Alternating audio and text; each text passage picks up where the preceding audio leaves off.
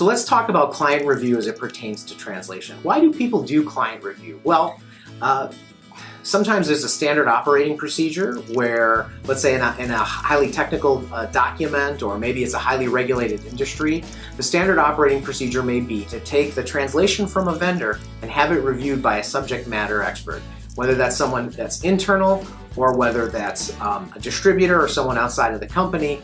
You do that in the hopes that you're elevating the quality of the project. So let's talk about the qualifications.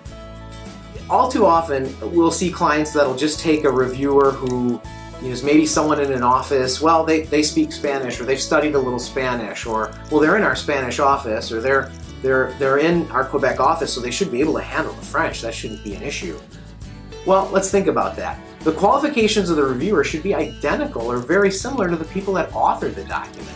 If a document's technical, they have to understand what's going on in the content to comment on the quality of the translation. You should also establish a workflow with your vendor. So what you want to understand is, when will that review happen? And how will the review changes be implemented into both the translation memory as well as the final file? You should really think of the process as a collaborative process. All too often it becomes a combative process, and it should be done with full collaboration between the translation service provider and your subject matter expert. You should look for stylistic changes, you should look for terminology changes, the things that you really want to see in your final document.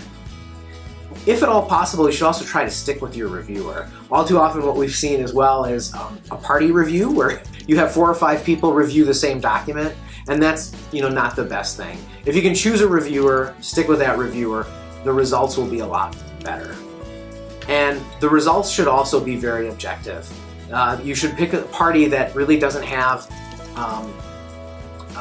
another interest. In other words, having another language service provider review a language service provider's work could be an issue, because there's oftentimes another initiative or another agenda involved there. So hopefully with those steps, you'll be able to manage a clean client review on your next project.